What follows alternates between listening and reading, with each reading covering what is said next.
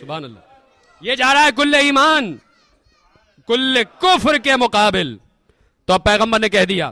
دیکھیے وہ باتیں کر رہا ہوں جو متفق علیہ ہیں, اپنی کتاب سے نہیں پڑھ رہا ہوں, کہہ چکا ہوں پہلے ہی, متفق علیہ بات کر رہا ہوں. پیغمبر نے کہہ دیا یہ ایمان کل جا رہا ہے علی کی شکل میں.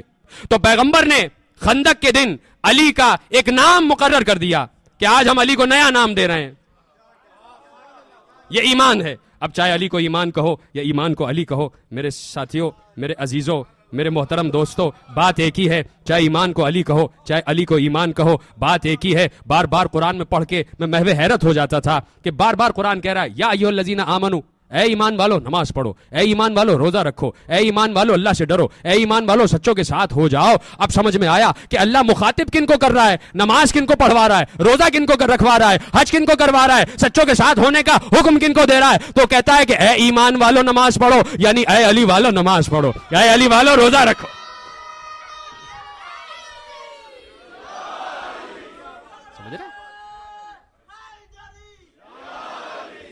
سمجھ رہے ہیں آپ؟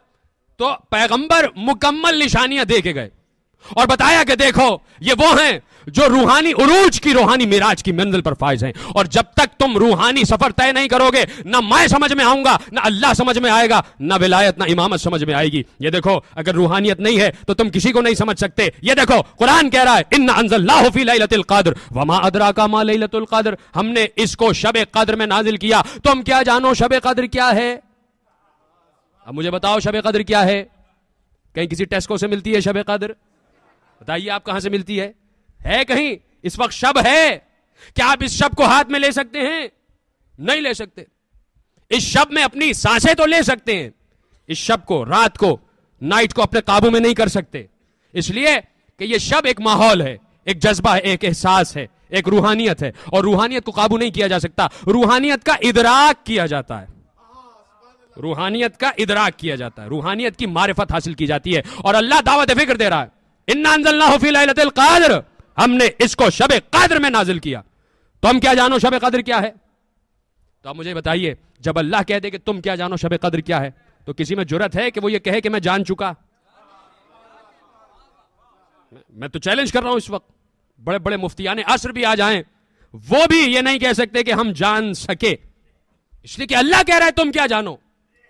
لیکن بہت سے مفسرین ایسے گزرے ہیں کہ جنہوں نے ان راہوں پر سفر کیا کہ روحانی راہوں سے ہوتے ہوئے انہوں نے وہ معاملات بھی اور ان معاملات کا بھی ادراک حاصل کیا کہ جو معاملات قرآن نے پروہیبٹ کیے تھے. تم نہیں جان سکتے. صاحب تفسیر فرات, فرات ابن ابراہیم کوفی, تفسیر فرات موجود ہے, کتاب چھپی ہوئی ہے, ہر سال لبنان سے نیا ایڈیشن چھپتا اس کا.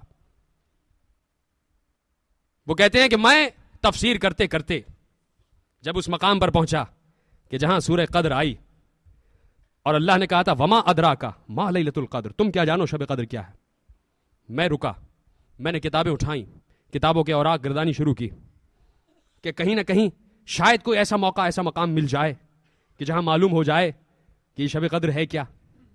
وہ کہتے ہیں مجھے ایک موقع ملا جہاں میں نے کتاب اٹھائی اور پڑھا کہ جس میں درج تھا کہ ایک سائل آیا اور میرے اور آپ کے چھٹے امام, امام جعفر صادق صلوات اللہ وسلام علیہ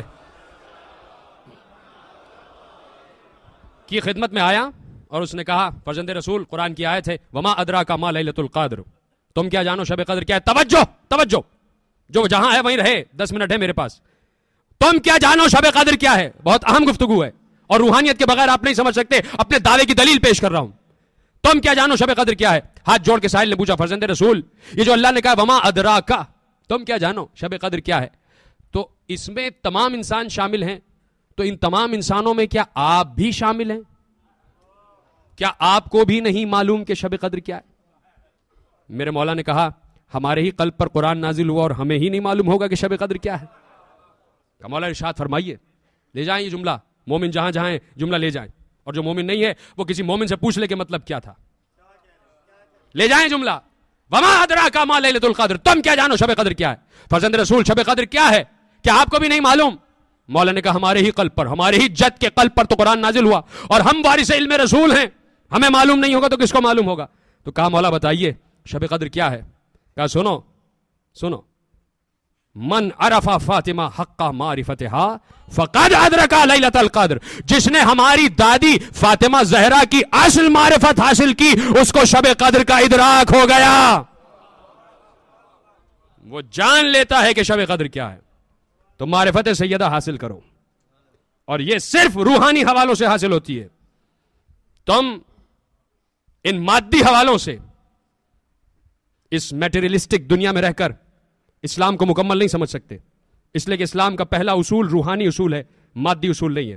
لا الہ الا اللہ, اس پر یقین کرنا ہے جو نظر نہیں آتا, اس کو سجدہ کرنا ہے جو دکھائی نہیں دیتا. اور یہ روحانیت کے بغیر نامکمل ہے عقیدہ. روحانیت ہوگی تو پتا چلے گا کہ وہ کون ہے اور کیا ہے. تو کہا دیکھو ان حوالوں سے سمجھو, اور حوالے اگر سمجھ میں آتے جائیں تو تمہیں ادراک ہوتا جائے گا. تو دیکھیے شب قدر اگر آپ جاننا چاہیں تو میں آپ کو بتاؤں کہ جو میں نے حاصل کیا اور پھر اس کو میں نے کچھ اپنے الفاظ میں ڈھالا ہے, میں چاہتا ہوں کہ آپ کو ہدیہ کر دوں.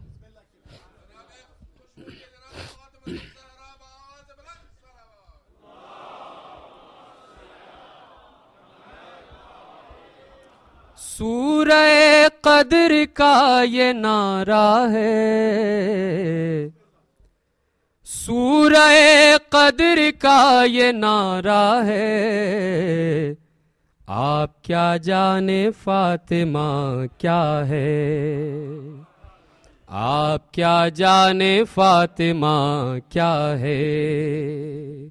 جس کو مختار امر کہتے ہیں, جس کی راتوں کو قدر کہتے ہیں, صبح کو جس کی فجر کہتے ہیں, شام کو جس کی عصر کہتے ہیں, ہر زمانے پر جس کا قبضہ ہے, آپ کیا جانے فاطمہ کیا ہے, آپ کیا جانے فاطمہ کیا ہے.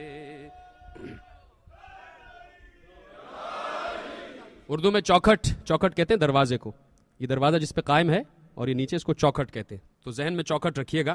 آپ کیا جانے فاطمہ کیا ہے, قدر جس کو صدا قضا نے کہا, سیدہ جس کو مرتضیٰ نے کہا, اپنی ماں جس کو مصطفیٰ نے کہا, کنز مخفی جسے خدا نے کہا, جس کی چوکھٹ پہ کعبہ جھکتا ہے, آپ کیا جانے فاطمہ کیا ہے.